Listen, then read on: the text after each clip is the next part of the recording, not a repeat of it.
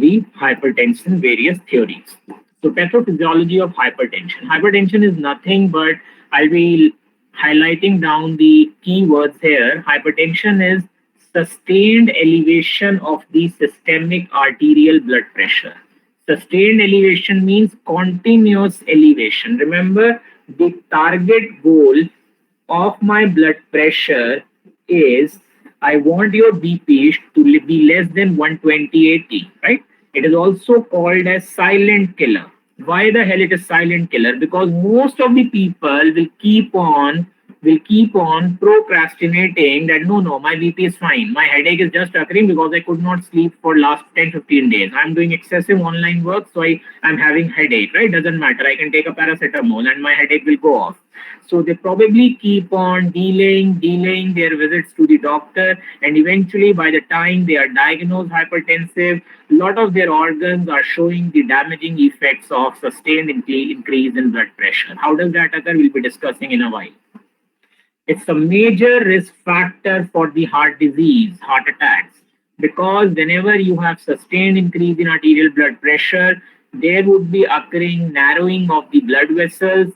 This narrowing of the blood vessel will cause sluggish blood flow and more tendency for the clot formation. So I will have increased risk of strokes or the coronary artery disease, which is the latest guideline which we are following for hypertension these days. So we say that the guideline which we are following is known by the name the JNC or Joint National Committee Guidelines. Yeah, let me see. I think I've written it down over here. Yeah. So this is the classification of the hypertension. This you'll be learning more in medicine. JNC stands for Joint National Committee. These are the people who frame the guidelines every year. They keep on changing. Right now, you need to know this. So this table is from Harrison, which is the medicine book. And the JNC 7 is the latest guidelines which we are following. So if your BP is less than 120/80, it's wonderful. That is the optimal I want, right? Or also called as normal these days. So I want your BP to be less than 120/80. Who is a person who is going to be pre-hypertensive? That means he cannot be judged as hypertensive as of now, but his BP is on the higher side. So it could be 120 to 129. Remember, I am increasing systolic by 9. That is the way to remember. And 130 to 139, again 9 variation. This is systolic blood pressure variation. Diastolic, I will only increase by 4 or 5. That means 80 to 84. 85 to 89, or you can remember it as a combined value, which is going to be 120 to 139 is pre-hypertensive, 80 to 89 is again pre-hypertensive. This is systolic and diastolic blood pressure.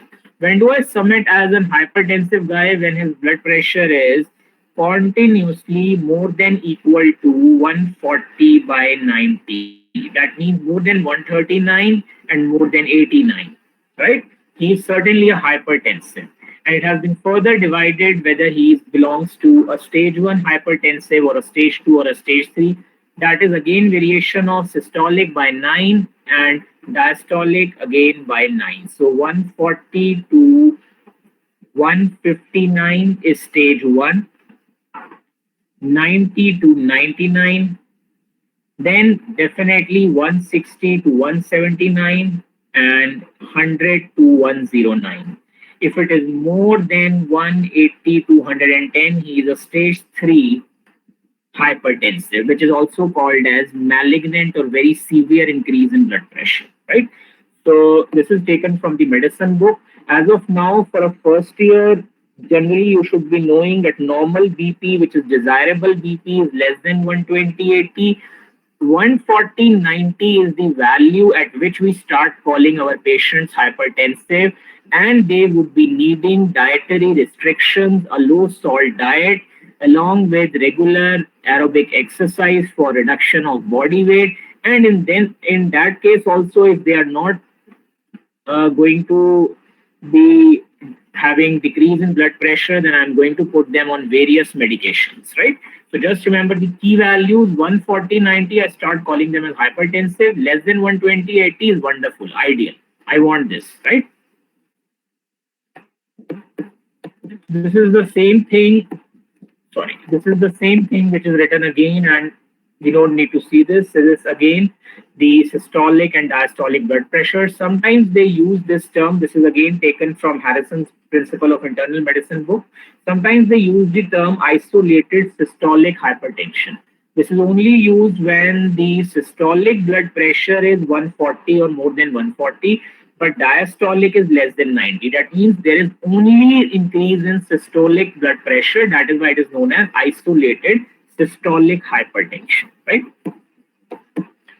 What is the pathophysiology of hypertension? It is found in 20% of adult population. It can damage the endothelial cells, producing a number of proliferative responses, including arteriosclerosis. Arteriosclerosis का meaning है thickening of the blood vessels, thickening of the walls of the blood vessels. So the blood vessels start becoming thick. And once they will start becoming thick, naturally their lumen will start becoming narrow, and that will start creating problem because the total peripheral resistance will start increasing, right?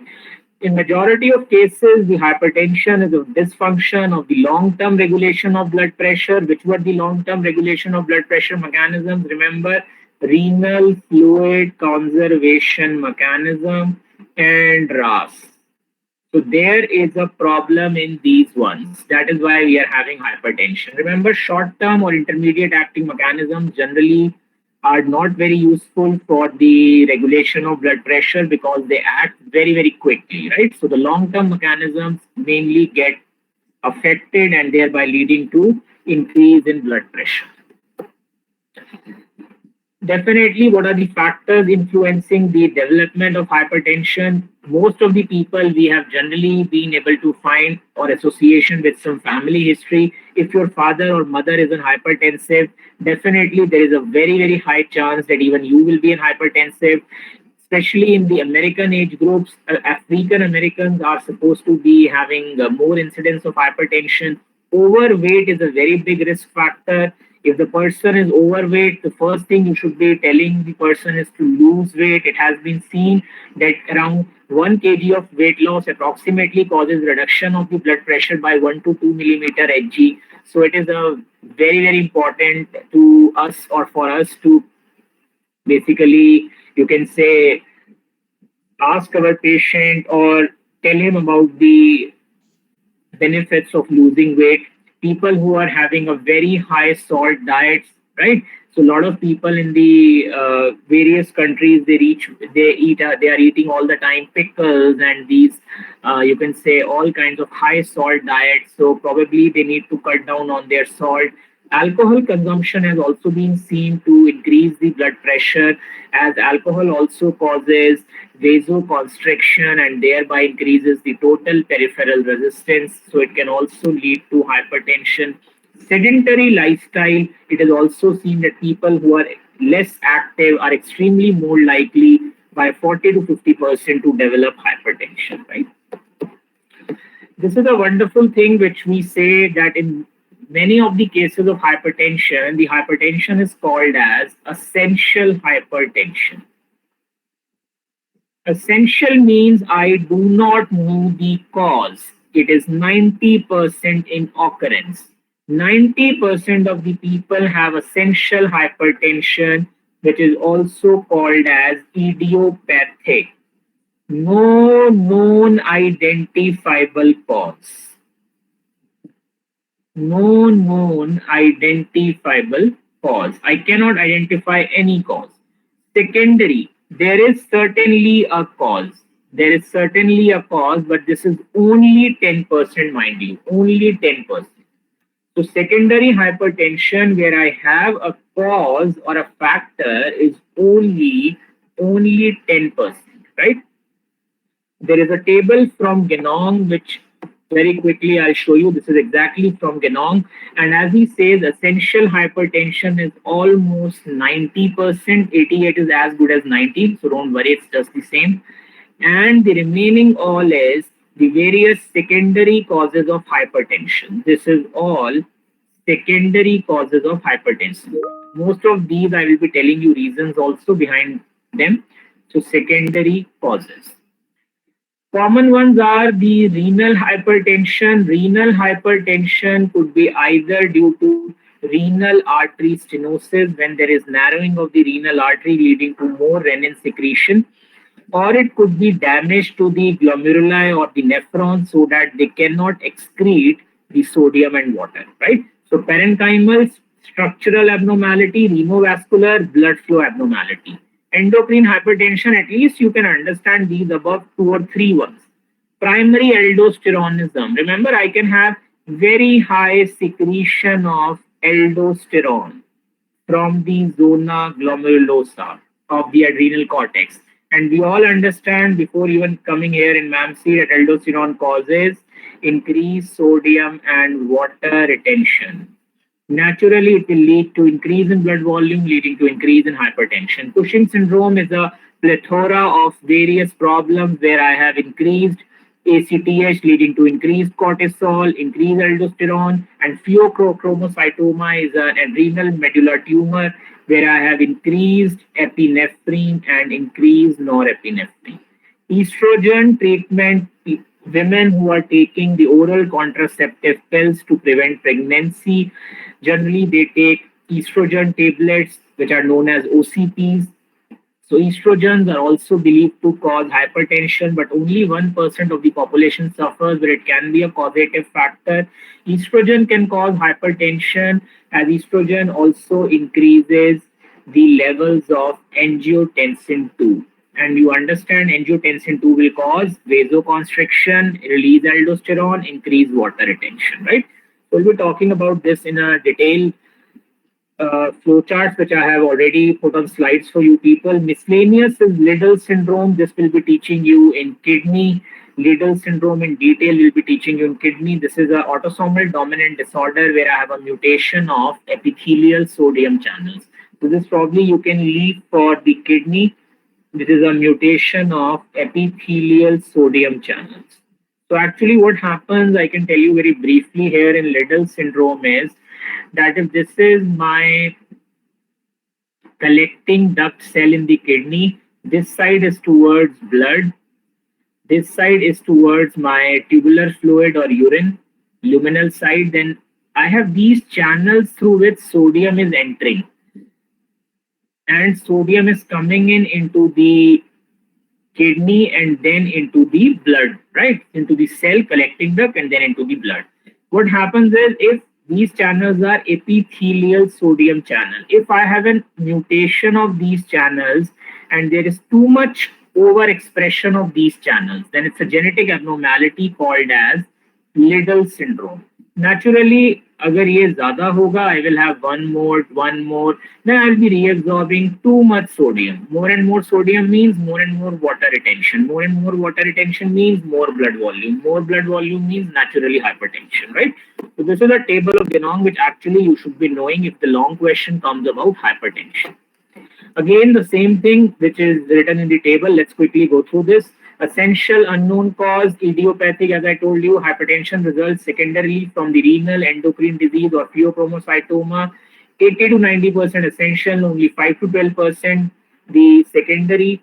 Essential, remember, is treatable but not curable. I cannot cure essential. Secondary hypertension can also be cured if I get rid of the causative factor.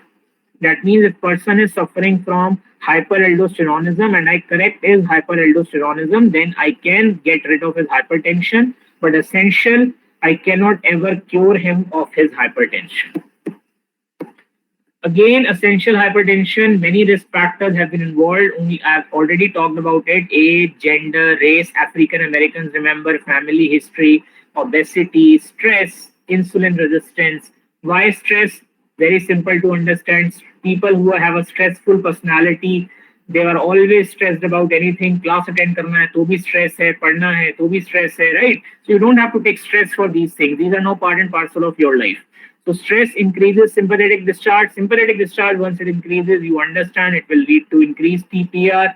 Naturally, it can lead to hypertension, right? So people who are always under stress, stressful people, right? They're definitely subject to hypertension. People who are relaxed, they don't take much stress. Naturally, they will have less tendency of hypertension. Primary defect could be at the vascular level, structural or functional.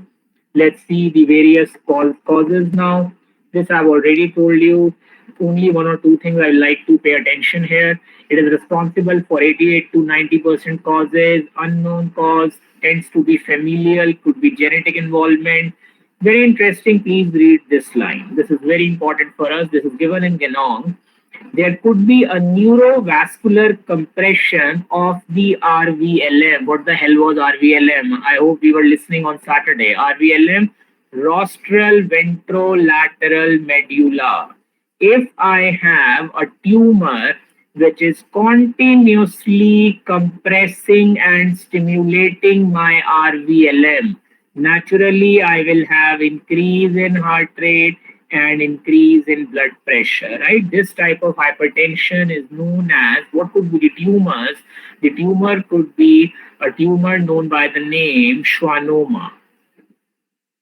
Schwannoma is a vestibulocochlear tumor, eighth cranial nerve tumor. It presses onto the RVLM in the medulla and thereby leads to increased blood pressure and the hypertension. Such hypertension is called as neurovascular hypertension or neurovascular compression of RVLM, right? People call it by the name neurogenic hypertension as written in Genome, right? So this was an important point I wanted to put across.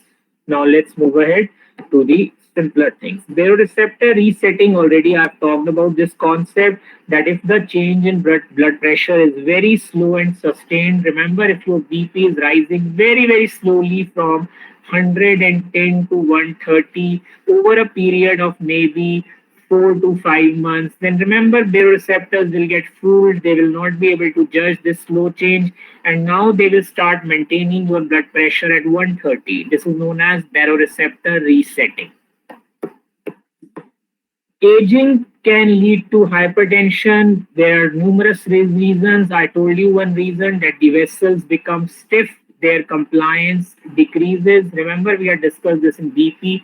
The vessels become stiff or their compliance decreases. Also, another cause is there is reduced production of nitric oxide. Nitric oxide is a wonderful vasodilator. If I have reduced nitric oxide, naturally there would be stiff vessels. Reduced nitric oxide, aging can lead to hypertension. Neurogenic hypertension, I've already told you, increased sympathetic tone. It could be due to a tumor compressing on the RVLM, or it could be due to increase in sympathetic tone. Experimental hypertension is another important thing which I will like to discuss here, which is a very famous experiment done by a scientist known as Goldblatt. This is again very important for you people to understand. This is a discussion from Guyton. So let's understand this. How can I produce experimental hypertension? That means maybe through some experiments, right? So first of all, I can do clamping of the renal artery. Clamping means, remember, this is the renal artery. I clamp it. If I clamp it, naturally it will lead to decrease in renal perfusion pressure. That means less blood will be going to the glomeruli, and they will now release what? They will release renin, and it can lead to hypertension. This I'll be talking in detail with the name of the scientist who tried this experimental hypertension. His name was Goldblatt, famously called as Goldblatt hypertension. We'll be discussing this in a while when I'll show you the Guyton's picture. if I do denervation of baroreceptors in the carotid sinus and the aortic arch, again, very simple thing. Remember the flow chart. Whenever I have increase in blood pressure, there is increased stimulation of baroreceptors, which leads to increased afferent discharge in ninth and 10th nerve. Now, just understand, if I cut these afferent supply, then who the hell is going to tell the nucleus tractus solitarius that BP is rising? No one. So the BP remains high. That is another experimental way I can produce hypertension. I can give injection of corticosteroids, or I can give you lots and lots of aldosterone injection along with high salt diet. This is common sense. Salt with aldosterone will lead to more sodium and water retention. Corticosteroids. How will corticosteroids produce hypertension? We'll be talking about this in detail in endocrinology. As of now, remember, corticosteroids cause up regulation of alpha 1 receptors on the arterioles. Up regulation का meaning है alpha 1 receptor अगर पहले on the arterioles were 10, now they are 40. So what is going to happen? Alpha 1 stimulation causes increased vasoconstriction. So now your arterioles will become much more sensitive to any sympathetic discharge, right?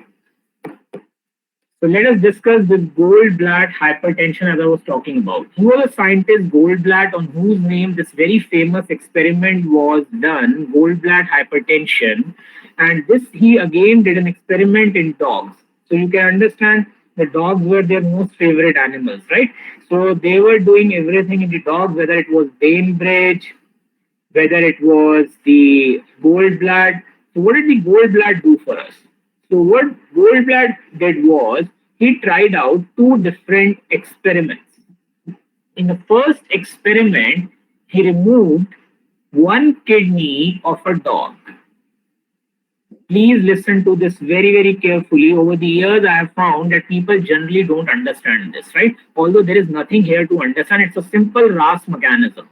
So what Goldblatt did in dogs was, each one of us has two kidneys. So in the first experiment, which is called as one kidney Goldblatt hypertension, I'll write in short GBH, Goldblatt hypertension.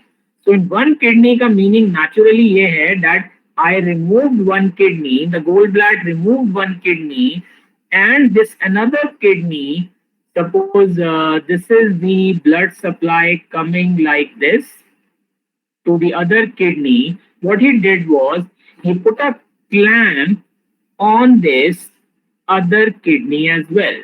So what is the one kidney Goldblatt hypertension? He removed one kidney, removed one and put a clamp on the another one. Removed one and clamped. Clamp का मतलब कोई भी आप समझ लीजिए, something like a fork or something like a small scissor. A sharp scissor is known as a clamp. So uske aage there is very small pointers which we commonly use, will be seen once you start going to the hospital. We have very small instruments which are known as clamps, arterial forceps they are called. So what we do is we simply put on the artery so that the blood flow really reduces to this kidney. So the blood flow will reduce. So we removed one kidney, clamped the other one. Remember, removed one, clamped the other one. This is one kidney Goldblatt hypertension. What is the other type of hypertension experiment he did? That was known as two kidney Goldblatt hypertension.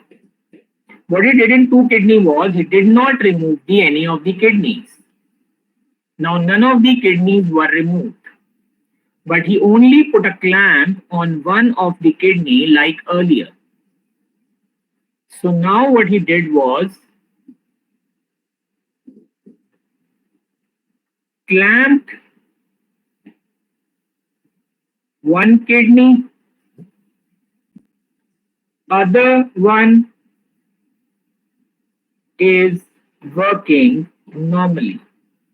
So I haven't removed any kidney here, right? That is the difference between a kidney gallbladder hypertension here. मतलब है कि one kidney you remove, two kidney gallbladder hypertension means you remove none of the kidneys, right? Clamp किसको करना है? Only to one kidney. In one kidney gallbladder hypertension, I have only one kidney left. I'm clamping that also. In two kidney gallbladder hypertension, I am clamping only one and I'm not removing the other one, right? So this is the difference between his experiment, one kidney versus two kidney. Let us see the observation from the Guyton figure. So what happens is when he removed the one kidney of the dog and clamped the artery of another kidney, a hypertension developed in the dog which was called as one kidney gallbladder hypertension. Then he also observed that when the hypertension again developed, when one artery of kidney was clamped without doing anything to the other kidney, it was called as two kidney gallbladder hypertension. What is the mechanism for the both? So let us first see the Guyton picture and then we will discuss the mechanism. Just see this picture. Yeah, I have written also for you. Just see the picture. One kidney gallbladder hypertension. This is a single kidney, right? And what we do is, this is the arterial, the red one, if you can see out, this is the arterial supply. Let me call this as renal artery. So over here, they have tried to show you that they have clamped the artery. When they clamp the artery,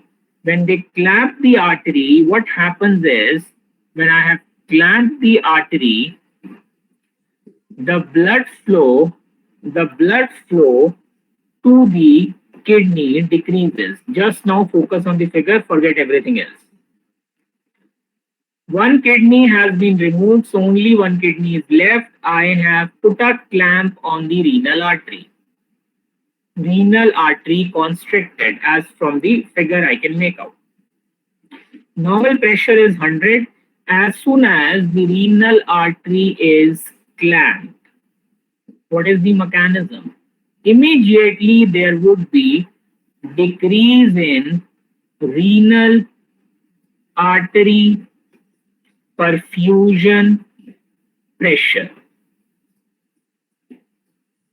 In the figure of Guyton, it is shown by this distal renal arterial pressure, where he has written for you. As you can make out, this is decreasing. Immediately as I put a clamp, renal artery constricts, distal renal arterial pressure immediately falls. There is a green dashed line, which is reduction of distal renal arterial pressure. The red one is systemic arterial pressure. How will that increase? As soon as the renal arterial perfusion pressure decreases, there is renal arterial hypoperfusion. There occurs decreased blood flow to renal artery. Renal artery hypoperfusion, or decreased blood flow to the renal artery. This will now lead to increased release of renin. As you know, renin will cause the production of angiotensin II. This will immediately bring about an increase in arterial pressure. This is what you are seeing in the figure of Guyton here. As soon as I clamp, immediately the pressure increases. And then the pressure so slowly increases, takes some time and reaches a high value. On the other hand, the distal renal arterial pressure, which has reduced immediately, also comes back to normal in a while. What is the reason for immediate increase in mean arterial pressure? Angiotensin II released by quick and immediate formation of renin. This is the reason for immediate increase. What is the reason for slow and sustained increase in arterial pressure? Slow and sustained increase in mean arterial pressure is due to, angiotensin II causes formation of aldosterone. So the reason is aldosterone formation leading to increased sodium and water retention. This is the reason for slow and sustained increase in mean arterial pressure. Remember this one. As you can see, renin secretion immediately increases and then gradually reduces because now the aldosterone has taken over. As soon as I release the clamp at this point, constriction release. I hope you can read this up, right? I'll just enlarge it for you. As soon as constriction release, immediately the systemic arterial pressure falls because the blood supply has been restored and distal renal arterial pressure also increases, right? So this is the graph of the experiment done by Goldblatt along with the reasons which they ask you in exam. One kidney Goldblatt hypertension. What will happen in the two kidney? It's absolutely same. The only change you need to know is when I have in two kidney Goldblatt hypertension. In two kidney Goldblatt hypertension, remember now one kidney is entirely intact, right? I haven't removed any kidney. This mechanism will remain the same. Renal arterial perfusion pressure will decrease because I'm clamping one renal artery. Renal artery hypoperfusion or decreased blood supply to renal artery will occur. Again, renin will be increased. Similar picture will be seen. But what additional things will be happening? Now this renin which is released in two kidney Goldblatt hypertension, up till here everything is same. The increased renin which is released by the clamped kidney will also act on normal kidney which is intact, mind you, which I haven't removed, and also on the clamped kidney. So now I will have same mechanism, but the renin is going to act on both the kidneys, clamp as well as the normal kidney, which is intact, and again producing a two kidney Goldblatt hypertension, right? So that is what the Guyton is trying to tell you here, that in the first one, same figure, second is also the same figure. Reasons already we have discussed. Initial rise is due to the renin-angiotensin vasoconstrictor mechanism. Secondary rise is due to retention of salt and water. Two kidney Goldblatt hypertension. Hypertension can also result when artery to only one kidney is constricted. Constricted kidney will secrete renin and retain salt and water. Because of the decreased renal arterial pressure, normal opposite kidney will also retain salt and water because of the renin produced by ischemic kidney or the clamped kidney, right? Let's move on to the secondary hypertension now. What are the reasons and the causes for the secondary hypertension? That same table of Genome which I had briefed you previously. So there is an identifiable cause. 8 to 10% people have this kind of hypertension. These are the causes which can be cured if I can remove the disease. Renal artery stenosis, chronic renal disease, primary hyperaldosteronism, pheochromocytoma, stress, and oral contraceptive pills. So let's see quickly the next few slides where I've already drawn flowcharts for you to understand the various causes of these renal artery stenosis. First one, let's do one by one quickly. 1 minute on each slide, not more than that we need. Stenosis, narrowing of the renal artery. You understand narrowing of the renal artery, decreased blood flow to the renal artery. Decreased blood flow to the kidney. Decreased blood flow to the kidney leads to increased renin. Rest we have discussed many a time. Increased angiotensin II vasoconstriction will lead to increased total peripheral resistance, will lead to hypertension. Adrenal cortex, I will release aldosterone. Increased blood volume will lead to increased cardiac output. As you know, hypertension is nothing but mean arterial pressure is product of cardiac output into total peripheral resistance. ये भी increase हो रहा है, ये भी increase हो रहा है, ठीक है? Both are increasing. That is the first cause, renal artery stenosis. Let's see the second one.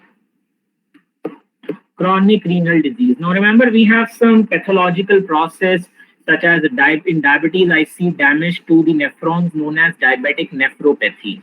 Glomerulonephritis is the inflammation. Itis means inflammation. So inflammation is the damage to the glomeruli.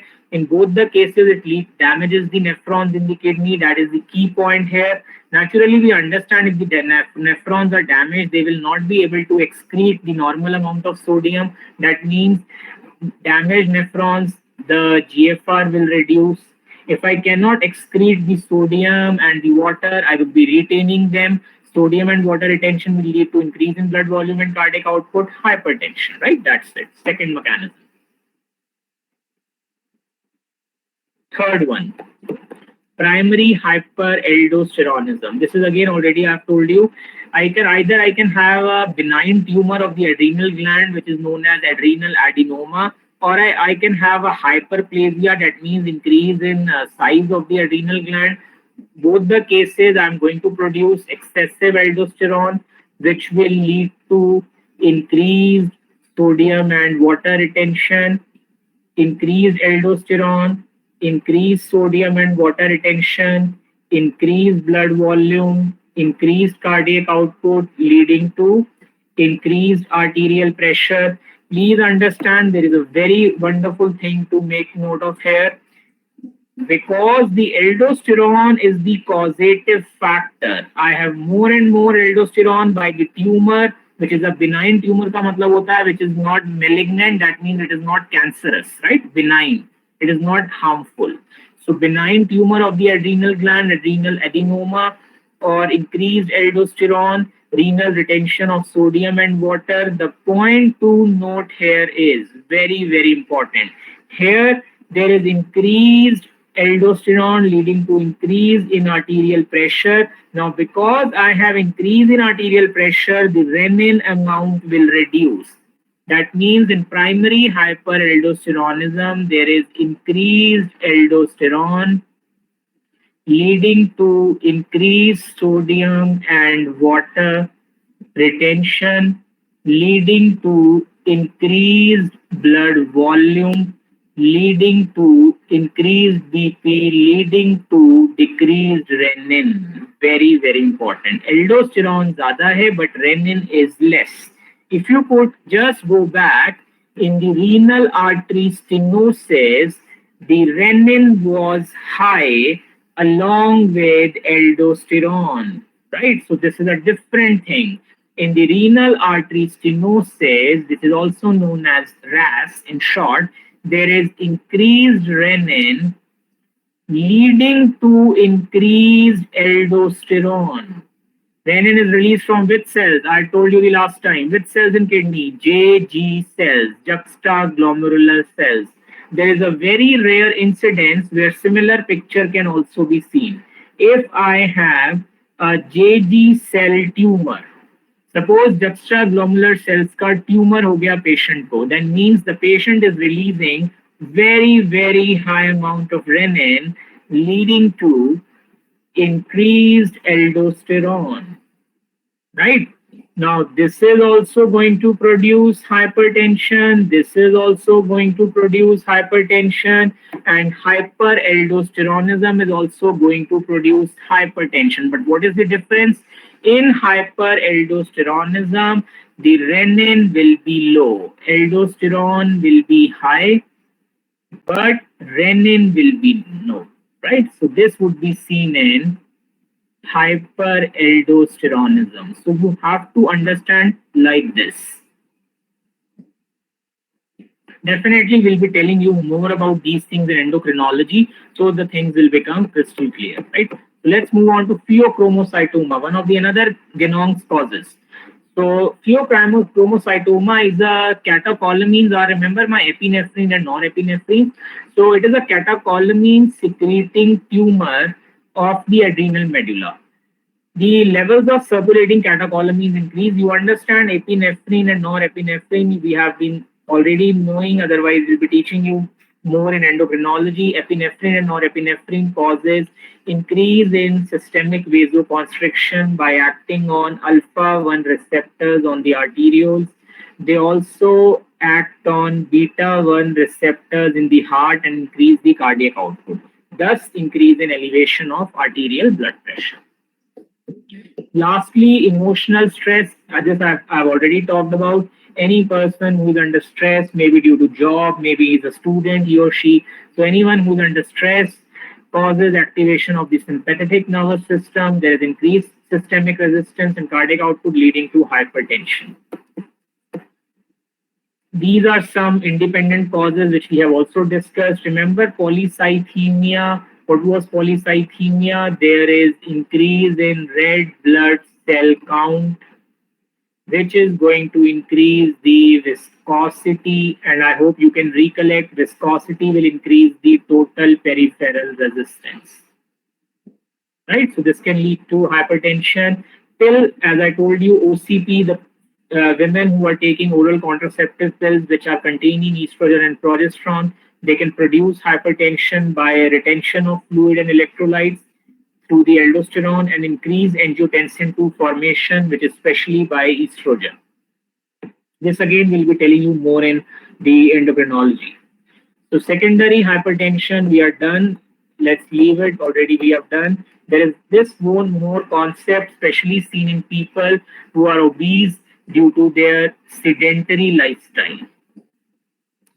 So you should know a term or two about obesity and the metabolic syndrome. Metabolic syndrome is a syndrome which is a constellation of 4 factors, which is obesity, insulin resistance,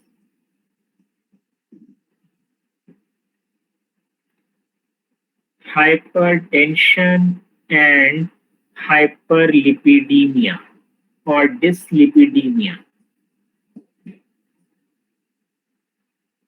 Dyslipidemia. Hyperlipidemia, you understand, we have these in biochem, you study LDLs, low density lipoproteins. So LDLs are very, very high. They are bad cholesterol. They are having hypertension. They are having insulin resistance, so insulin is not able to act. And they are also obese, especially they are obese having a central obesity. Central means which is basically on the abdomen. So these 4 factors are very dangerous and they cause a syndrome known as metabolic syndrome. Right? So as a first year, if you can tell me what is a metabolic syndrome, it's a very important thing, right? So central body fat is a much more important of determination of blood pressure rather than peripheral body fat. Remember, some people who are obese, they have fat everywhere, right? Some people who are obese, they will have more fat in the trunk or central obesity. Those truncal ones or central obesity ones are the more dangerous ones, right? They are going to be much more prone to hypertension. This is what we are trying to tell you here. Body mass index generally in these people are more than 30 kilogram per meter square. What is the BMI, body mass index? There is a simple formula: weight in kg upon height in meter square, right? So suppose, let's say I have a person whose weight is 75 kg and his height is 1.7 meter. I will do a square. So I will get 75 kg divided by 2.89 meters square. Now just solve it, whatever value you will get. Generally between 20 to 25 is desirable, right? This is what is the normal value. 25 to 30 is overweight.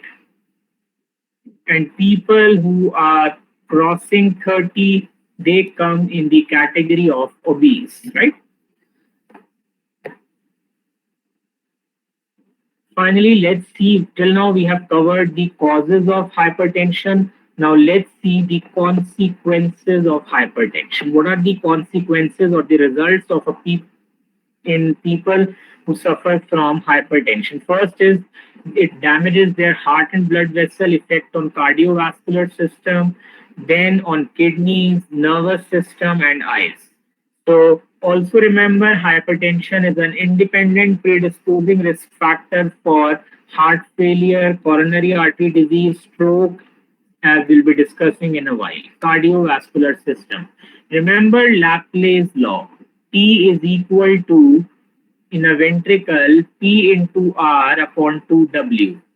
Tension in the left ventricle wall, if I'm talking about left ventricle, peak systolic pressure, radius of the ventricle at the end of diastole, thickness of the ventricle. Let us say that this person who has hypertension has a very high P.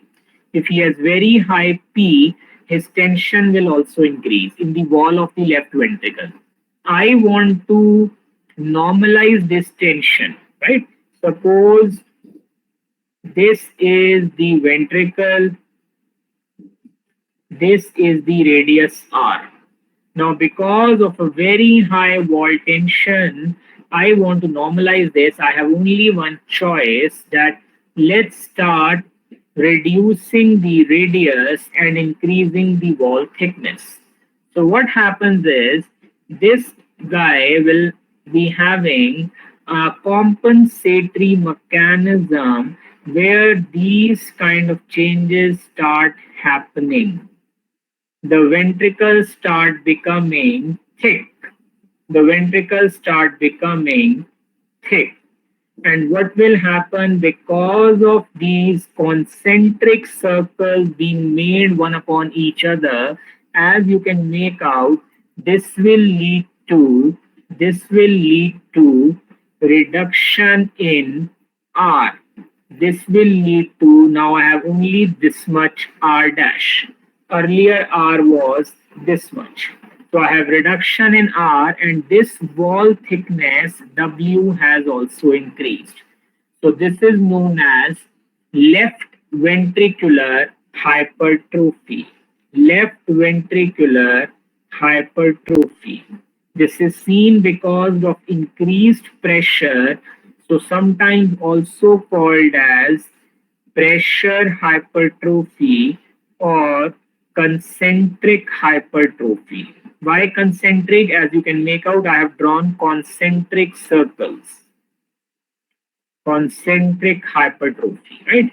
Then it can lead to arrhythmias. We have discussed a lot in ECG. It can lead to coronary artery disease, myocardial infarction, arterial aneurysm, dissection, and rupture. Aneurysm means localized dilatation of the artery, dilatation of the artery. Dissection means a tear in the wall of the artery.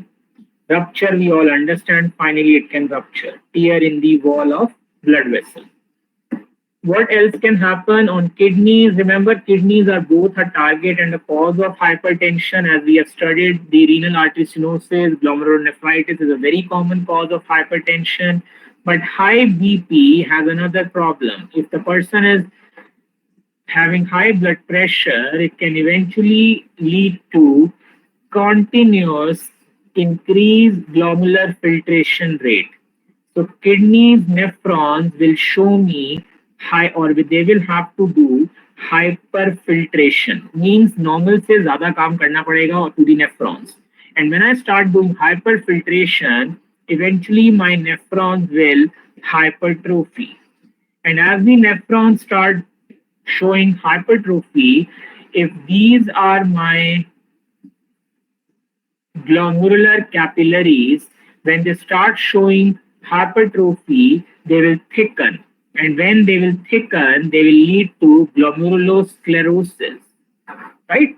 So they will lead to glomerulosclerosis. That means thickening of the walls of the glomeruli. And naturally, it will, if it is not reversed, then the person will move into eventually decrease GFR, leading to end stage renal disease, also known as ESRD, end stage renal disease. Okay. Let's move on to one or more effects, damaging effects of the hypertension. So this all should convince you today that if anyone at home is having hypertension, you have to take them to the doctor and start treating them, whether they are your grandparents, any family members, parents, or any known to even, right? Just start convincing them. Now you know so much that how high blood pressure is so dangerous. Even to brain, the high BP is one of the strongest risk factor for stroke. So a lot of strokes, intracerebral hemorrhage can occur due to high blood pressure. Why? High blood pressure can lead to rupture of the artery, and there could be a hemorrhage in the brain, in the subarachnoid hemorrhage, cerebral spaces, right? So it can lead to high blood pressure, can lead to rupture of the artery, leading to strokes. Even in the retina and the eyes, I can see that there is a high incidence of retinal hemorrhages which can lead to impaired vision. There could be a retinal detachment also, especially people who are having very high myopia. These people are very susceptible to retinal detachment if they are not treating their hypertension. And it can damage to nerves, leading to extraocular muscle paralysis and dysfunction. Neuropathy, damage to the nerves, right? Leading to the damage to the extraocular muscle. So this is again a picture from Harrison, which simply tells me what all can be damaged. So blood vessel can be damaged, arteriosclerosis. I can suffer from heart attack or heart failure. My heart can fail because it has to continuously work against a high blood pressure. I can have a kidney failure. I can have a chronic high blood pressure, which can lead to stroke. So many problems. Treatment. What is the treatment? Let's quickly summarize the treatment before we move to heart failure, which is the next topic for today. I don't think I will be able to cover shock today. So again, I will request the class representative to get in touch with me so that I can finish off my designated topics in this week only, and we can finish off, right? So let's start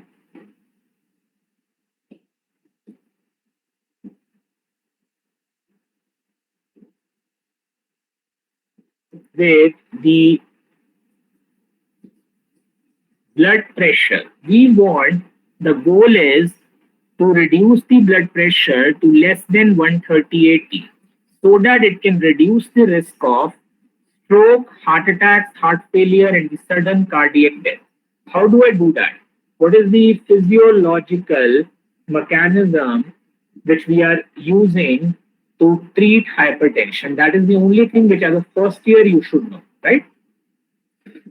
So this wonderful table is extremely important to understand something which are lifestyle modifications. Before I put any person on drug, we always try to do lifestyle modifications. How will I do lifestyle modification? As I told you, let's start with the weight reduction. If the person is obese, we have to convince him to lose weight. How will he lose weight? We have another important ways to do that. So for weight reduction, again, it has been seen that his body mass index should be between 20 to 25 or 18.5 to 25. He should adopt a DASH eating plan. What is DASH? DASH stands for Dietary Approaches to Stop Hypertension. Dietary approaches to stop hypertension. This stands for DASH. Very important side you will be hearing in clinical when you go. DASH. Dietary modifications or dietary approaches to stop hypertension. What is DASH eating plan? Eat a diet rich in fruits and vegetables but low in animal fat, saturated fat, and dairy products. So diet rich in fruits and vegetables but low in saturated fat and also a low dairy fat products. Definitely, you should restrict your sodium intake, dietary sodium reduction.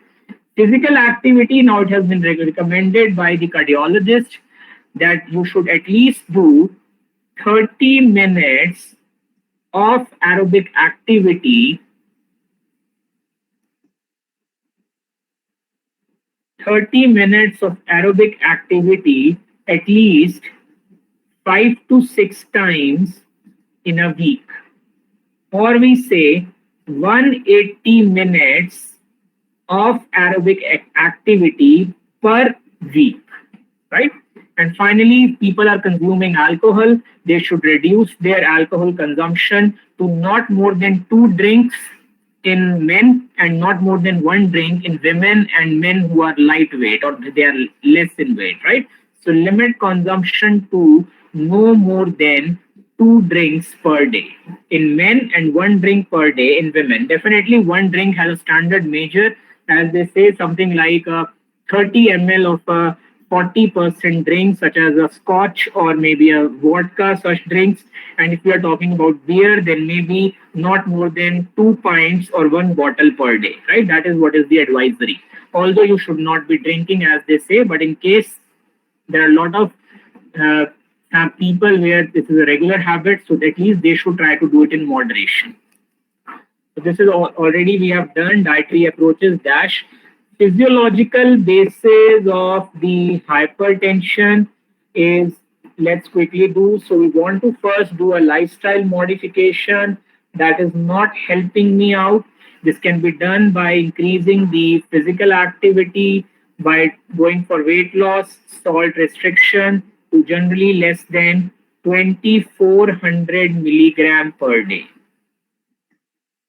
I can put the person on various drugs. Let us see which drugs are available to us for treatment of hypertension. So the common way to remember this is, first is diet or dietary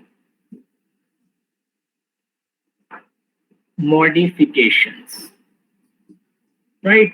If he is not getting treated or not, it is not helping him out with dietary modifications, then drugs. Which drugs? First is diuretics. Diuretics are the drugs which cause increased fluid excretion. Increased fluid excretion. They will increase the fluid excretion. So naturally, they will reduce your blood volume. So diuretics, drugs, what else we can give them? We can give them vasodilators, drugs which reduce the total peripheral resistance. Drugs which reduce the total peripheral resistance. What else? We can give them ACE inhibitors. ACE inhibitors, as you understand, they will inhibit the conversion of angiotensin 1 to angiotensin 2. This won't happen. If this won't happen, that means no angiotensin 2 formation.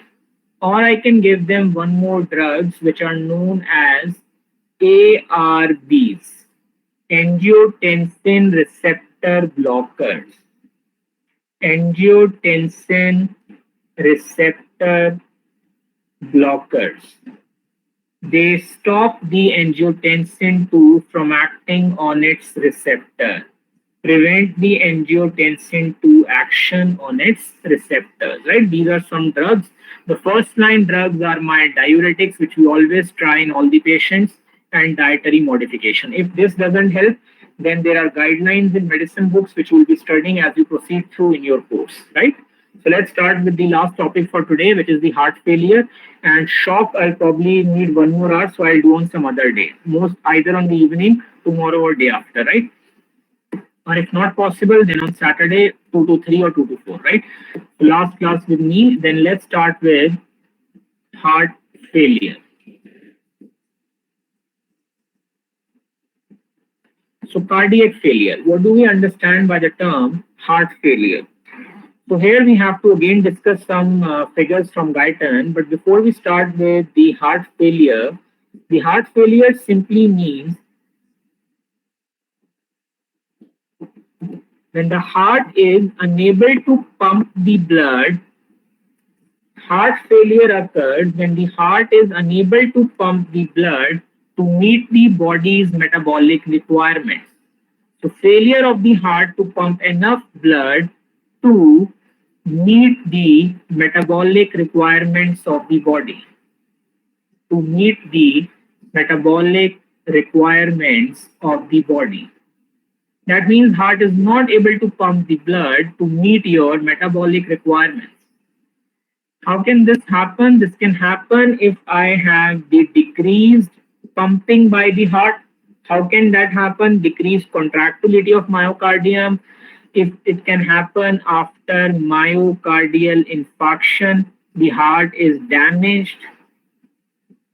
It can happen after arrhythmias. The heart is not able to beat properly. Remember atrial fibrillation, ventricular fibrillation. It can happen if I have damaged heart valves. My valves are damaged, right? So all these things can make your heart less effective pump, leading to heart failure. It is a less effective pump. Causes of cardiac failure, again, already we have discussed myocardial infarction, heart wall damage, pulmonary embolism, myocarditis, which is inflammation of the myocardium, severe hypertension because it will lead to very high increase in afterload. Remember pre and afterload. If there is very high afterload, heart has to work more. And these two last ones are very, very different from the list. They are arteriovenous fistula and beriberi. And this we'll be discussing in the last when I will be talking about high output heart failure. So in all the above, there is low output heart failure.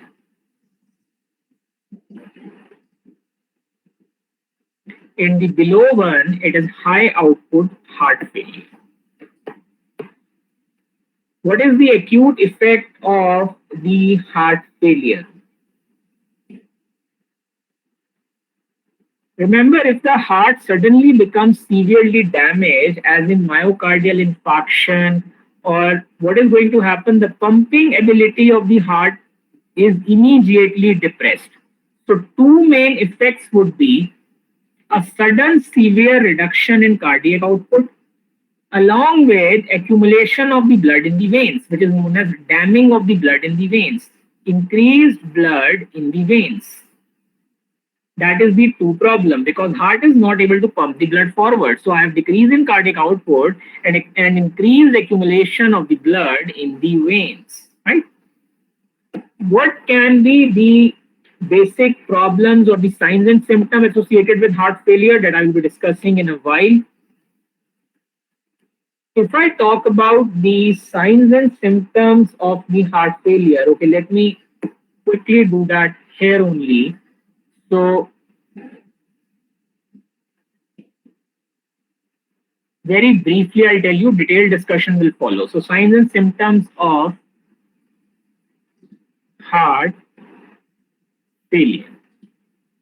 What will happen here is that now, remember, either your left ventricle can fail, which is known as LVF, left ventricle failure, or LHF, left heart failure, or it is RHF, right heart failure, or right ventricular failure.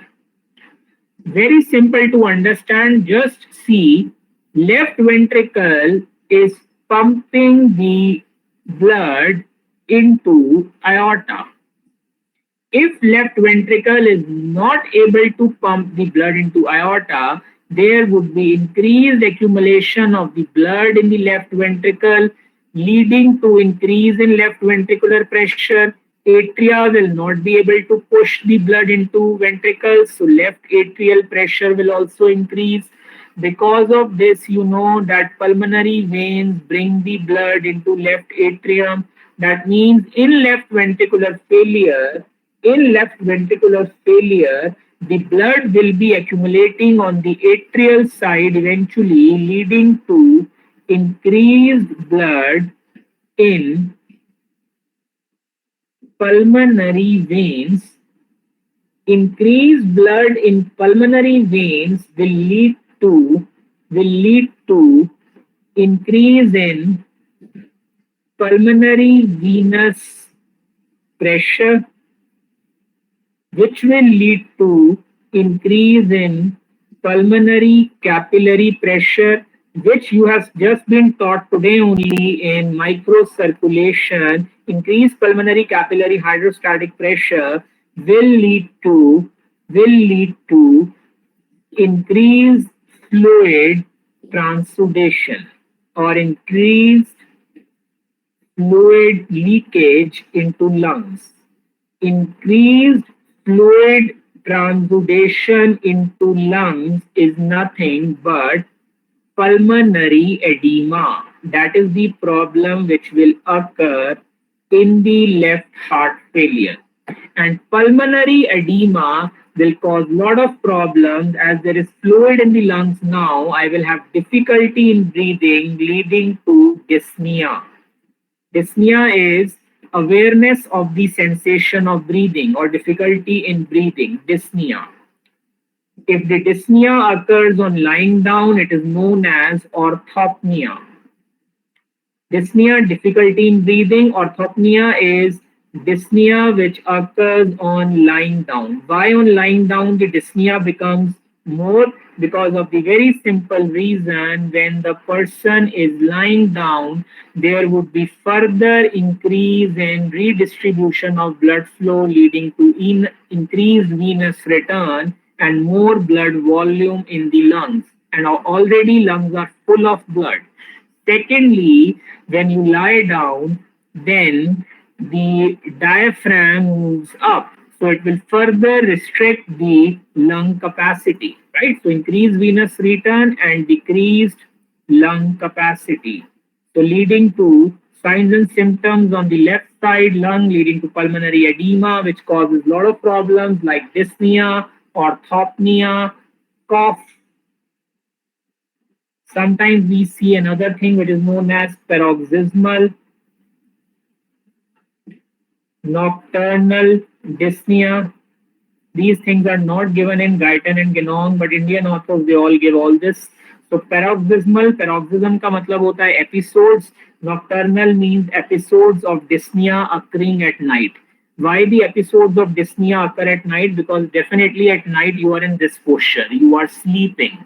So when you sleep, then you are lying down. When you are lying down, then naturally you are increasing the venous return, along with the diaphragm moves up, lung capacity decreases. Secondly, during sleep, there is decreased stimulation of respiratory centers. Respiration becomes slow. So all these are creating problems, which is paroxysmal nocturnal dyspnea. So persons have episodes of dyspnea when he starts sleeping or during sleep, he has difficulty in breathing. Very characteristic thing you will learn in medicine. Suddenly patient starts having difficulty in breathing. He immediately stands up from the bed, runs up to the window of his room and starts breathing quickly, and immediately he has relief. Why? Because as soon as he stands up from lying down, the venous return will decrease and lung capacity will increase. So venous return decreases, lung capacity increases, right? So these are some common signs and symptoms of the left heart failure. What can happen if the person has failure on the right side? Let's quickly see the right heart failure. Now you understand, for the right heart failure, the blood is being pushed into the pulmonary artery. This is my right ventricle, right atrium, and these are my systemic veins. So naturally, in the right heart failure, the pressure will increase in the systemic veins. This will give a plethora of different signs and symptoms, because the problem now is in systemic circulation.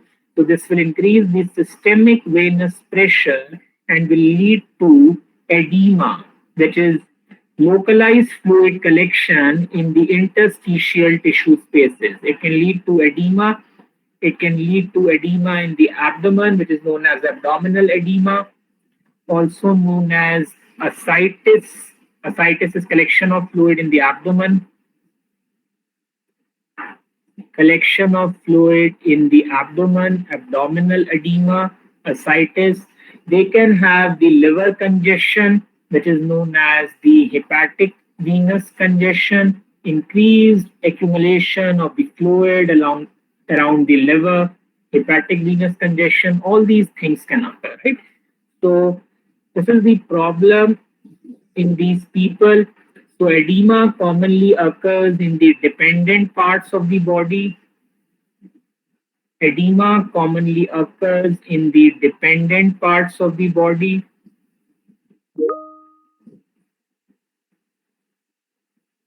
Right? Localized collection of excessive collection of fluid in the interstitial tissue spaces. Now let's go back to the discussion. So what are the progressive changes in the cardiac output curve? Let's understand.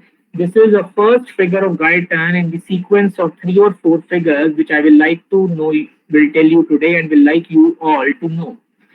Very carefully, let's focus on this figure. The heading is progressive changes in the cardiac output curve. You know from our discussion that this curve is a cardiac output curve. Here I have not drawn vascular function curve. I have only drawn one curve. Remember, we had discussed this in cardiac output. This is cardiac output. This was end diastolic volume. Instead of this, now we have written right atrial pressure. It's very simple because the more is the right atrial pressure, the more would be the volume in the right ventricle, and more will be the stretching of the ventricle at the end of diastole. So it's the same thing. Normal value of the right atrial pressure, as we have talked previously, is from 0 to plus 4 millimeter Hg. What is the curve telling me? Please see now the curve. The red one is a normal heart. Heart is pumping normally. So normal cardiac output, 5 liter. It can pump very high if the demand increases. As soon as I have an acutely damaged heart, the dark blue one, B, I'm going to write before these figures as well. This is a curve for acutely damaged heart. Just see what happens now. When we have an acutely damaged heart, immediately some compensatory mechanisms occur, which is increase in sympathetic discharge.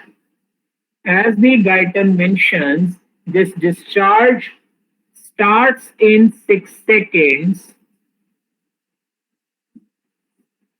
becomes maximum in around 30 seconds. So immediately there is a huge increase in sympathetic discharge. And what is the sympathetic discharge trying to do? You know, sympathetic discharge, I won't be writing this again. It will try to increase the contractility of your failing heart. It will try to increase the contractility of the remaining heart, which is normal and still having the good amount of cardiac muscle. It will increase the venoconstriction. It will try to increase the blood volume. And by all these mechanisms, I reach the point C, which is my damaged heart with sympathetic stimulation. So I have recovered. Remember, I was at B. Immediately, I have done a recovery to C. That means my cardiac output at B was very, very less. At B, my cardiac output is less. It is only, if I say, around 2, not much. So 2 is very less. But at C, I have almost brought it back to 4, 4.5. And then eventually, when the sympathetic discharge increases, this will cause increase in venoconstriction, will increase the blood volume along with the increase in contractility. And after around 2 to 3 months, I will reach the point D, which is my partially recovered heart. Remember, this partially recovered heart can be adequate to pump blood in a normal person to fulfill day-to-day requirement. It has almost reached 5. But if this person starts exercising, which he should not do because he already had an heart failure, if this person starts exercising, now the problem begins. Why? Because he cannot increase his cardiac output up to maybe 12 or 13 like a normal guy. So normally day-to-day activity he can make up, but if he needs more cardiac output due to exercise or any other problem, then any other physiological stimulus, he will not be able to do that, right? What can be the other reasons for recovery of the heart? Sympathetic stimulation, you understand, will also cause this everything we have studied. So everything is interlinked. It will also cause increase in renin. Increased renin will cause increased formation of aldosterone. Increased aldosterone will cause increased sodium and water retention.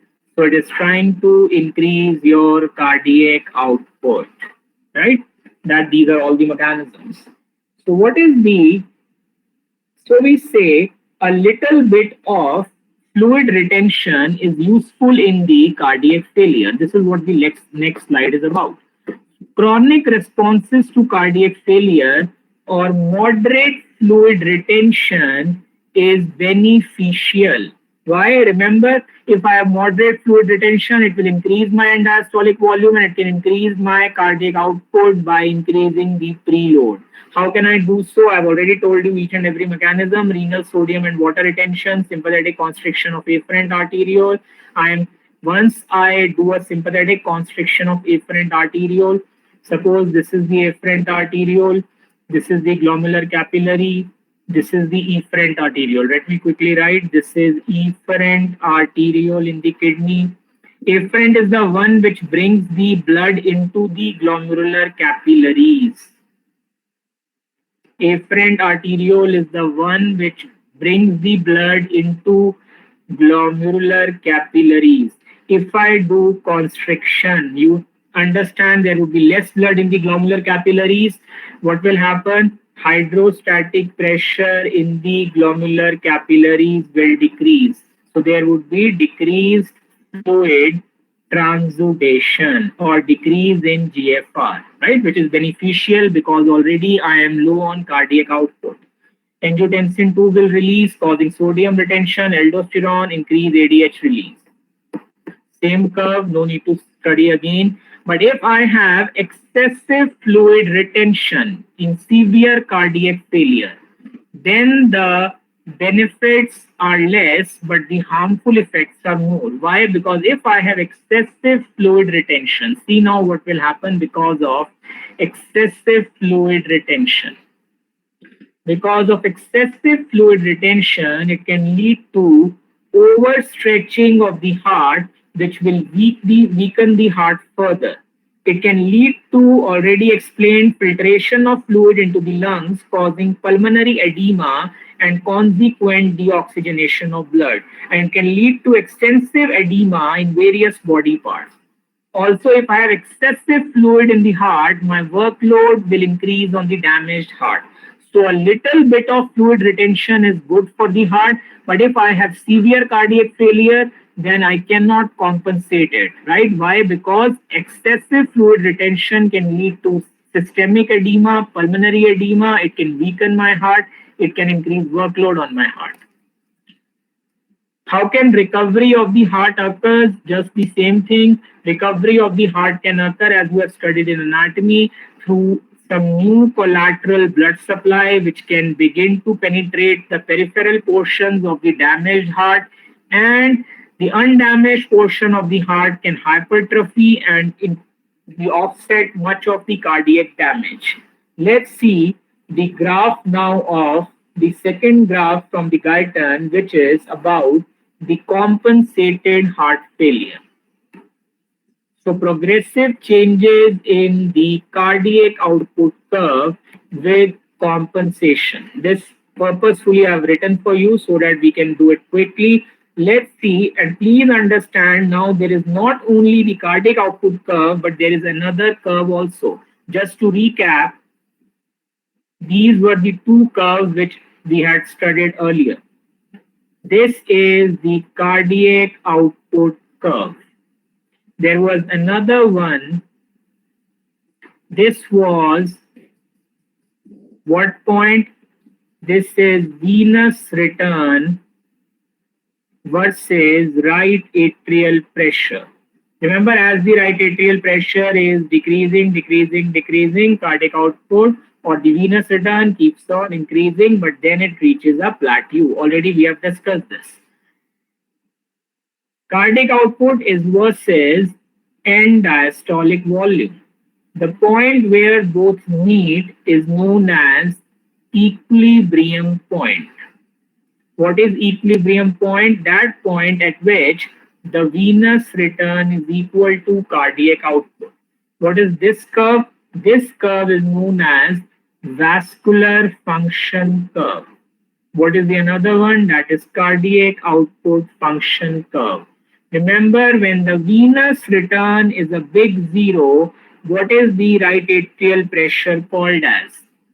So I'm revising everything for you before we begin discussing the important graph from Guyton. When the venous return is zero, remember when I stop the heart from beating, the pressure everywhere in the circulation becomes equal. What is it known as?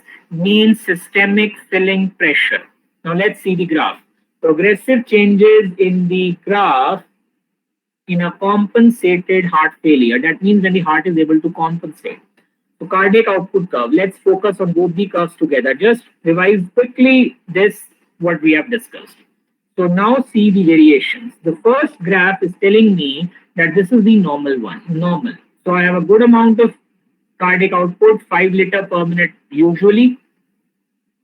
And I can have the peak value as even 12, 13 to 14 when I need more and more cardiac output, right? Now what happens at normal operating point? This is the normal operating point A. At this time, the right atrial pressure is 0 and cardiac output is 5 liter per minute. Everything is being from the graph only. Point B, there is an instantaneous damage to the heart. The heart gets damaged. As the heart gets damaged, please see carefully now.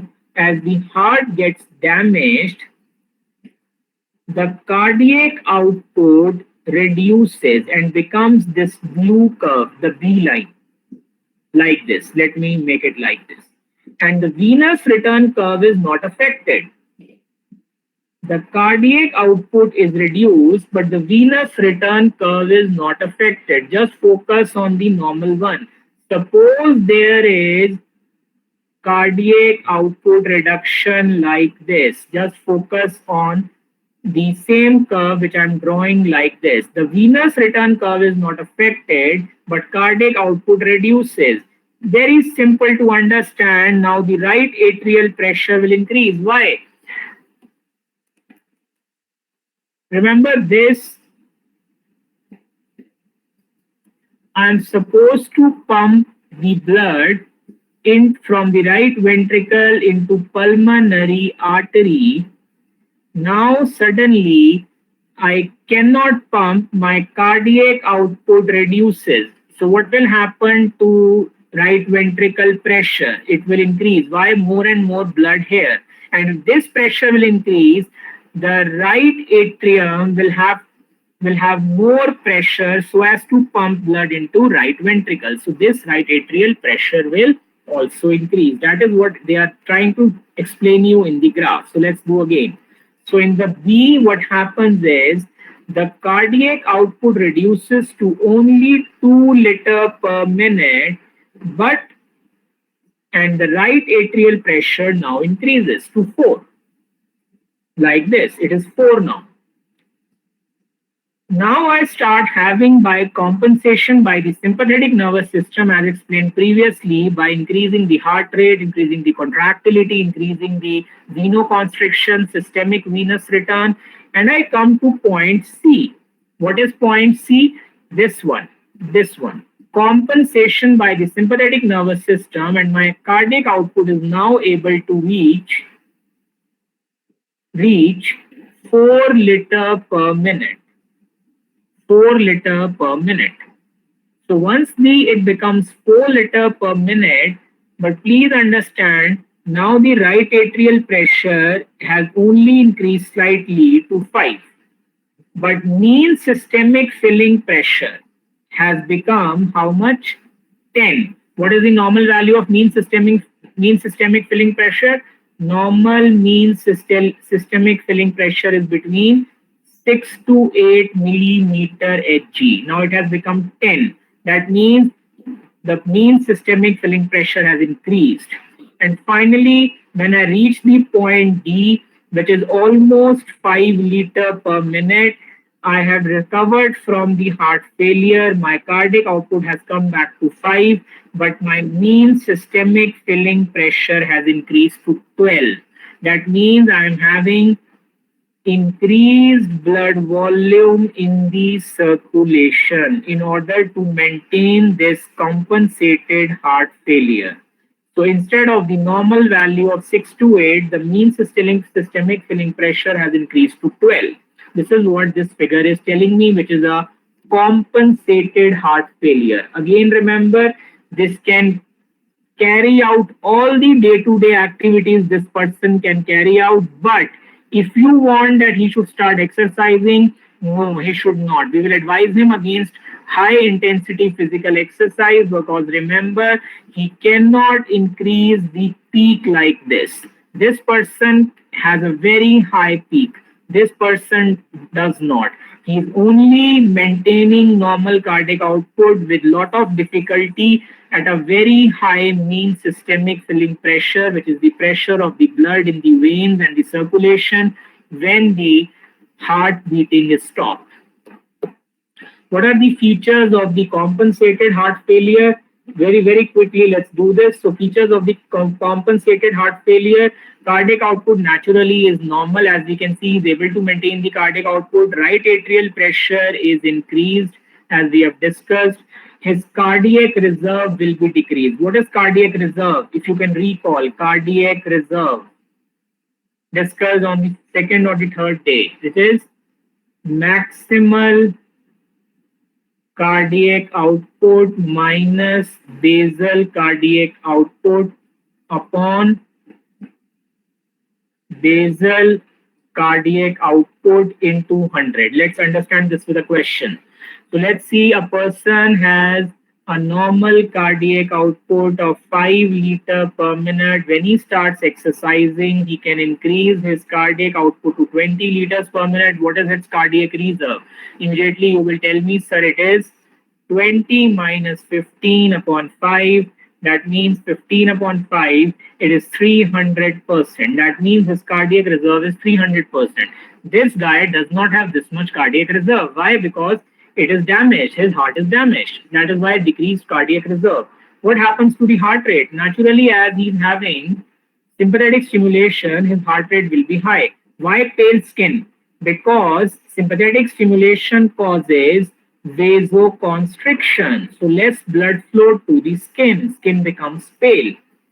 Sweating. Yes, he can have sweating along with nausea, air hunger, weight gain from fluid retention, dyspnea, orthopnea. I have already explained you all.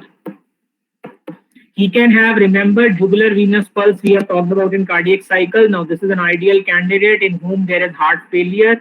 This is a person who has been inclined at the 45 degree from the head side of the bed, and we can see these are in this figure, lower one, these pressure in the veins in the internal jugular vein is increased. Why? Because the internal jugular vein is in continuity with the right atrium. If the right atrial pressure increases, I can make out from the increased pressure in the jugular veins. Decompensated heart failure. What happens when the kidneys are not able to compensate, when the heart and the sympathetic stimulation is not able to compensate? So decompensated heart failure occurs if the heart becomes severely damaged. If the heart becomes severely damaged, no amount of compensation either by sympathetic nervous system or by fluid retention can make an excessively weakened heart pump a normal cardiac output. That means the heart has become so severely damaged that no amount of sympathetic stimulation and fluid retention can increase your cardiac output. Actually, what is needed is that cardiac, we always need a critical amount of cardiac output so that I have adequate blood flow to the kidney, maintaining adequate GFR. What happens in these people is that their cardiac output is less, so I cannot provide kidneys adequate blood flow. So the GFR is less, and as the GFR keeps on reducing, I have more and more fluid retention in the body and also in the heart. So I will have more and more edema and the heart failure, eventually leading to death. Let's see the decompensated heart failure picture from Guyton. Decompensated heart failure. So what happens in decompensated heart failure is, mainly important thing to understand here is, in decompensated heart failure is, let's see one by one now. So please see this curve carefully now. Right atrial pressure, cardiac output, and the venous return. Everything is same. Now first, I am at the point A, when suddenly I have a severe heart failure. This is the normal venous return. This is my cardiac output. So A is the point before any compensation has occurred. At this point A, my cardiac output is only around 3 liters. And it is a normal venous return. My mean systemic filling pressure is normal, which is 7. How will I do autonomic compensation? We have already discussed about that in the previous slide. I will start retaining the fluids. So I reach the second curve, the dark blue one, which is autonomic compensation. So I increase the cardiac output a little bit. A little bit, maybe I reach at around 4.2 or 4.3. But as I increase to 4 liter per minute, please understand, because of fluid retention, this line is increasing. This is very, very important to focus on this one. The mean systemic filling pressure increases from A to B. So let's say at A, cardiac output is 3 liter per minute. At B, when the sympathetic stimulation occurs, cardiac output increases to 4 liter per minute. But here the mean systemic filling pressure was 7. Now it is around 11. That means I am having fluid retention. Because it is a decompensated heart failure, what I see is that in the second day, fourth day, sixth day, what is gradually happening is that this black horizontal line is the critical cardiac output required to provide kidneys an adequate blood flow to maintain the required GFR. But as you can make out, as I keep on retaining more and more fluid, by the time I reach the point F, my mean systemic filling pressure has increased to a very high value of 18 millimeter Hg. I am having extreme fluid retention, but cardiac output has severely reduced. So this is a decompensated heart failure. So why does the decompensation occur? Please read this red paragraph carefully. Decompensation results from the fact that the cardiac output never rises to the critical level of 5 liter per minute to re-establish the normal renal excretion of fluid required to cause balance between fluid input and output. That means because cardiac output is always less, there would always be less blood flow to the kidney, and less blood flow to the kidney means less GFR. Less GFR means more and more fluid retention, and eventually the heart will go into decompensated heart failure. That means to this guy, the compensatory natural mechanisms are of no use. So how can I help him out? Is there a way? Yes, there is. There is a wonder drug which we use. We have studied the mechanism earlier on. Now we see the graph when we give this person digitalis and see how he improves remarkably. How can I do treatment of decompensation? Let's begin with strengthening the heart. I can strengthen the heart by giving this person, I can make his heart pump stronger by giving him digitalis. Now, I'm not going to discuss the mechanism of digitalis again today. It inhibits sodium, potassium, ATPase. Rest you can revise yourself, right? Already we are running short on time. So it inhibits sodium, potassium, ATPase. We can give him diuretics. How will the diuretics help? Diuretics are the drugs which cause increased fluid excretion. Increased excretion of fluids means decreased blood volume. So I can help him out by decreasing the blood volume in the heart. I can give him oxygen to breathe as the tissues are not getting enough oxygen. And the last hope is if the drugs fail, everything fails, we have no option except to go for a heart transplant or a left ventricular assisted pumps. We have artificial pumps which we can place in the heart and they will try to work just like a normal left ventricle, right? But remember, these are the last choices.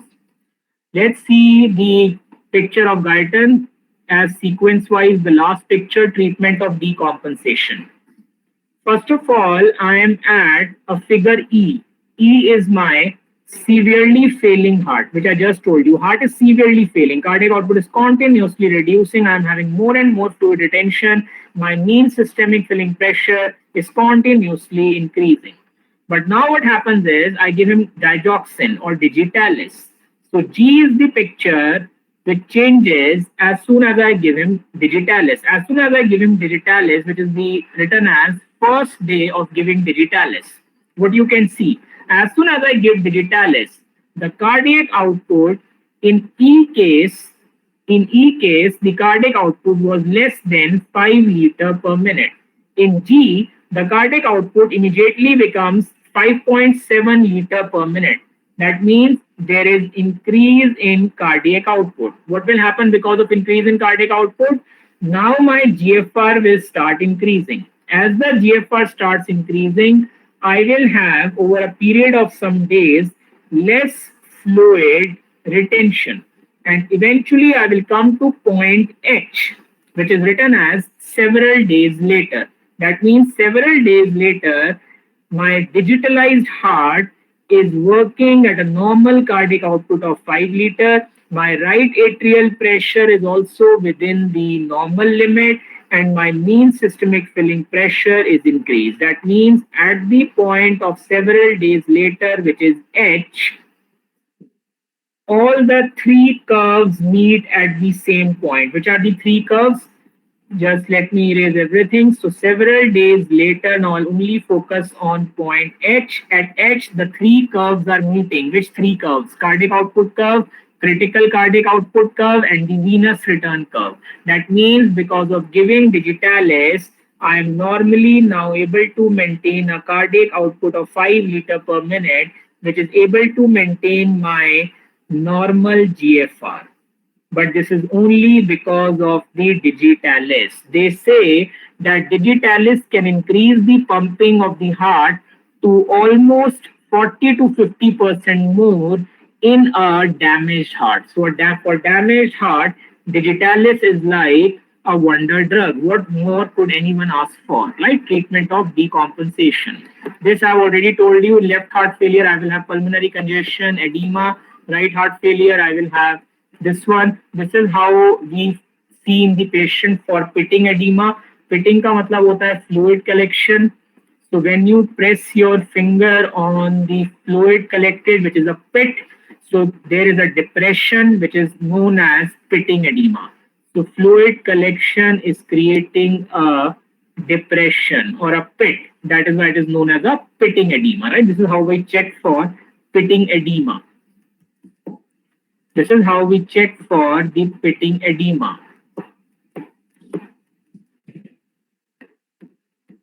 Lastly, we can have a high cardiac output failure. So high cardiac output failure can occur due to two causes. Let me quickly show you the picture. The high cardiac output failure is a very interesting one. First, let's spend 5 minutes on high cardiac output failure. There are two causes of high cardiac output failure. The two causes are beriberi and atriovenous fistula. So let's discuss quickly high cardiac output failure. This will only asked in Viva and asked less in theory because generally this is considered to be tough.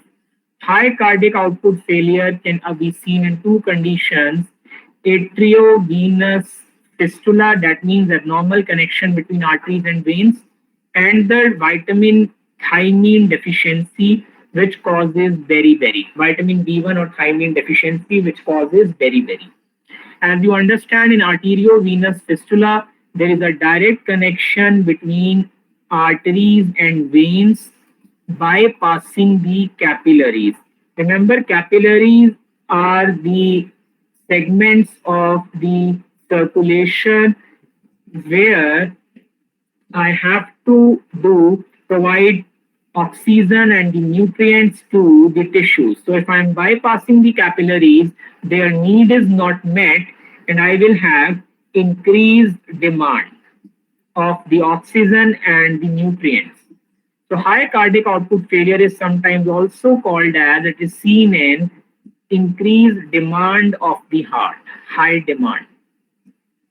So once the arteries to veins, the blood is bypassing the capillaries, the demand is not met, but I have increased venous return. Remember, the pumping of the heart is normal in atriovenous fistula, is normal. What happens in beriberi?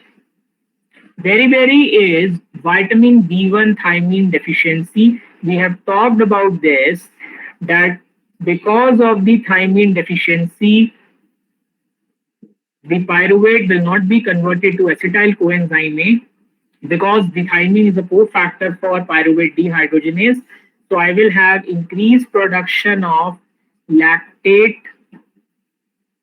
This will lead to decrease in total peripheral resistance, which will lead to vasodilation, which will lead to increased venous return. But we also know that thiamine is required for pumping of the heart. So there would be decreased pumping ability of the heart in thiamine deficiency. So what do you need to remember here? Arteriovenous fistula increases the venous return, but pumping ability is normal. Beriberi decreases both. It increases the venous return, but decreases the pumping ability. And now we can focus on this one. So actually, a lot of people say that high cardiac output failure simply means that heart is overloaded by excessive venous return. Heart is overloaded by excessive venous return, right? So let's see the graph. So this is the Guyton graph of high cardiac output failure. It is trying to tell you that at point C is describing the circulation in the beriberi, B is AV fistula, and this is normal. Let's focus on the normal first. So this is the normal venous return curve. The black one's normal cardiac output curve. Just see they both are meeting at point A. So I have a normal right atrial pressure of 0. Now what happens in arteriovenous fistula is that there is a huge increase in arteriovenous fistula. There is a huge increase in venous return. So the venous return has increased, and the cardiac output is also trying to match the increased venous return. So in the AV fistula, the cardiac output is almost, we can say, 12 to 30, right? So it is around 12 to 30. The heart is pumping, instead of 5 liters per minute now, 13 liters per minute, which is a very high cardiac output in AV fistula. What happens in beriberi? Now, the interesting part in beriberi is that although this is the venous return curve, which has not been extrapolated to the cardiac output curve, but you can say the venous return is very high, maybe 35, very high. But the problem now in very is that my cardiac output has decreased. So it is not B, but only C. That means now I am pumping not more than 8 liters per minute. So what is this written? That point C describes the circulatory condition in beriberi with a right atrial pressure of 9 millimeter Hg and a cardiac output about 65% above normal or 8 liter per minute. In both these conditions, remember the heart is working excessively. It is trying to increase the cardiac output because of increased venous return to the heart. It has no other option except to increase the venous return. And it can also happen in one more condition, which we will be teaching you in endocrinology, hyperthyroidism.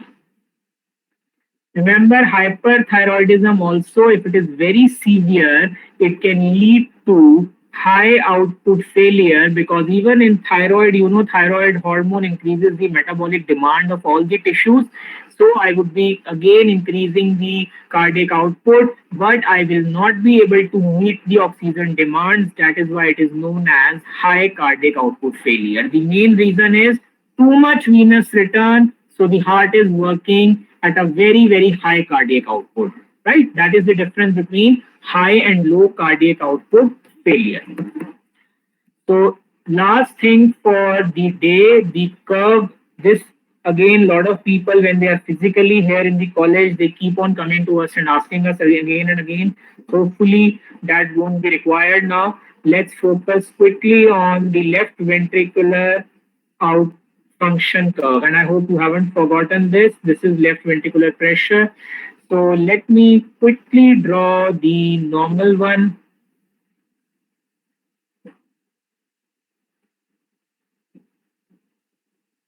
I'm not writing any values here because already we have discussed enough.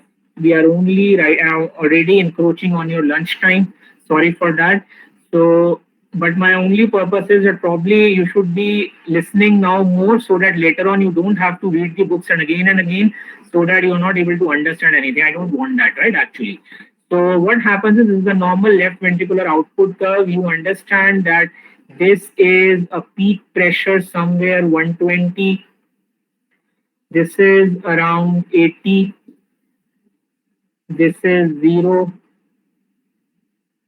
And this is a very small increase in pressure of 5, because left ventricle has a very high compliance, and we have discussed about this. Now please focus carefully and you all can answer me now. So what happens is the first problem is that my left ventricular pressure curve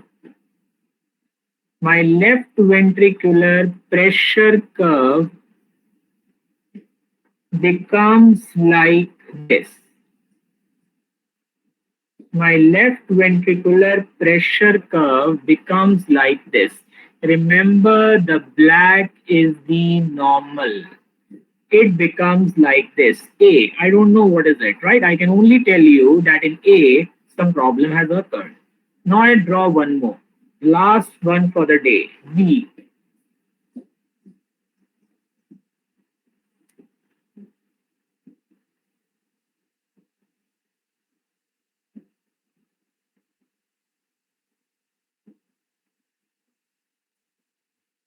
In the B, what I see,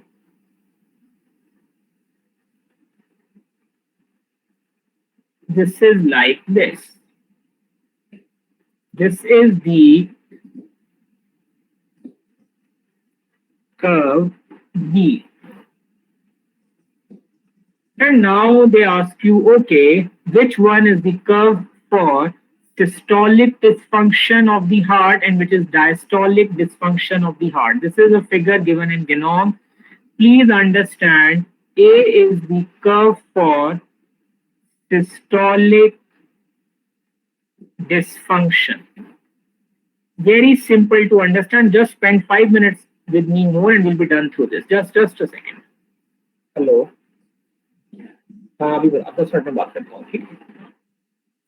So systolic dysfunction, remember, heart is not able to generate the adequate force. What has happened here is my stroke volume has reduced. Please compare with the normal. Normally it should be this much.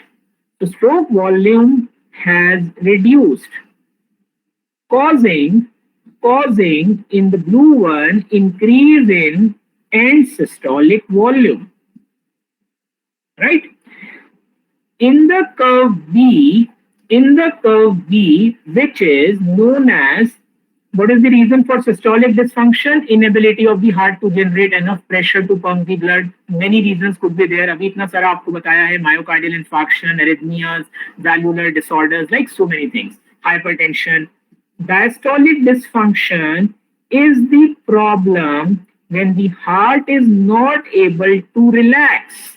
Diastolic dysfunction में heart is not able to adequately fill with blood, not able to relax, not able to get filled with blood. What is the problem here? Heart has become stiff. In diastolic dysfunction, it can happen after myocardial infarction. It can happen in diseases known as amyloidosis, which is accumulation of a protein known as amyloid in the heart. It can lead to a problem where there is restrictive filling of the heart. Heart is not able to fill adequately. And this is what you can make out. The end diastolic volume has reduced. The EDV has reduced. Plus, you also see normally the ventricles are very compliant chambers. Their angle with the slope is very, very less. But as they become less compliant, this angle increases. That means their slope increases. So in diastolic dysfunction, there is decrease in end diastolic volume leading to decrease in stroke volume. Here, there is decrease in stroke volume, but end diastolic volume is normal, right? So you should be able to identify which is systolic and which is diastolic dysfunction. Chaliye, goodbye for today. We are done for today. Sorry to take your extra half an hour again. And now the shock is left, which I'll again take the last class. So maybe tomorrow or day after tomorrow evening, otherwise on Saturday afternoon. So I'll get in touch with the CR and we'll finalize, right? So my classes are done officially. This last one class we will do whenever you people are free, right? So take care, study hard, and remember, you have got an opportunity to sit at home and study. This is tough, but the time which is lost is not going to come back. So please utilize your time carefully. Start studying, start reading good books, and don't waste your time in loitering here and there. The corona is still there, so please take adequate precautions and take care of your health, right? So stay safe, stay healthy, stay happy, right? So goodbye, take care.